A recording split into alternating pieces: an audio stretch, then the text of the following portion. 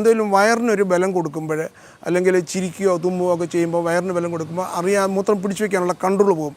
അല്ലാത്ത സമയത്ത് എല്ലാം നോർമലായിരിക്കും. എന്തെങ്കിലും ഒരു ചുമ, ഒരു പനിയും ചുമയൊക്കെ വന്നു കഴിഞ്ഞാൽ, ആ ചുമ വന്നു കഴിഞ്ഞാൽ യൂറിൻ ഇങ്ങനെ പോകും.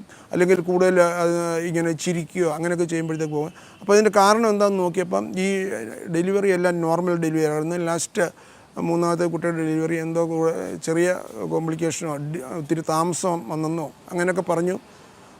അപ്പോൾ അത് നോക്കി ആ രീതിയിൽ നോക്കിക്കഴിഞ്ഞപ്പോൾ ഈ പിന്നെ പെൽവിക് ഫ്ലോർ മസിൽസ്, അതായത് ഈ ബ്ലാഡറിനെ സപ്പോർട്ട് ചെയ്യുന്ന ഒരു മസിലാണ് പെൽവിക് ഫ്ലോർ മസിൽസ്. ആ മസിൽ വീക്കാണെന്ന് കണ്ടു. അത് ചിലപ്പോൾ കൂടുതൽ ഇങ്ങനെ നോർമൽ ഡെലിവറിയൊക്കെ നടത്തുന്നവർക്ക്, അല്ലെങ്കിൽ ഒത്തിരി സമയമെടുത്ത് പ്രസവിക്കുന്ന അങ്ങനെയുള്ളവർക്ക് ചിലപ്പോൾ ഇതിങ്ങനെ വന്നിരുന്ന ഈ പെൽവിക് ഫ്ലോർ വീക്കാവും. ആ പെൽവിക് ഫ്ലോറിൻ്റെ മസിൽ വീക്കാകാം, അവിടെയുള്ള ലിഗമെൻ്റൊക്കെ വീക്കാകാം. അങ്ങനെ വരുമ്പോൾ എന്തെന്ന് ചോദിച്ചാൽ ഈ മൂത്രസഞ്ചിയുടെ സപ്പോർട്ട് പോകും. അപ്പം ചുമയ്ക്കുമ്പോൾ ഈ മൂത്രസഞ്ചി കുറച്ച് താഴോട്ടിടിയുമ്പോൾ ഈ മൂത്രസഞ്ചിയും മൂത്രക്കുഴലുമായിട്ടുള്ള ആംഗുലേഷൻ മാറും, സ്ട്രെയിറ്റ് ആകുമ്പോൾ ഈ പ്രഷർ, വയറിനകത്തെ പ്രഷർ ബ്ലാഡറിനകത്ത് ചെന്ന് കഴിഞ്ഞാൽ ബ്ലാഡറിൽ നിന്ന് യൂറിൻ വെളിയിലോട്ട് പോകും. അപ്പോൾ സ്പിങ്ഡർ അത്ര സ്ട്രോങ് ആയിരിക്കും അതിൽ പിടിച്ചു വയ്ക്കാനായിട്ട്. ഇതിനാണ് സ്ട്രെസ് യൂറിനറി ഇൻകോണ്ടിനൻസ് എന്ന് പറയുന്നത്.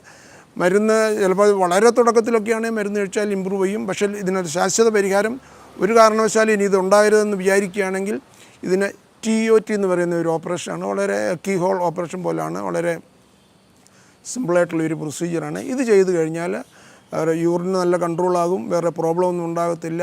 യാത്ര ചെയ്യുന്നതിനോ അങ്ങനെയുള്ള ഇതിനൊന്നും ബുദ്ധിമുട്ടുണ്ടാകത്തില്ല. പേഷ്യൻസ് ആണെങ്കിലും വളരെ സന്തോഷമായിരിക്കും ഈ പ്രൊസീജിയർ കഴിഞ്ഞതിന് ശേഷം.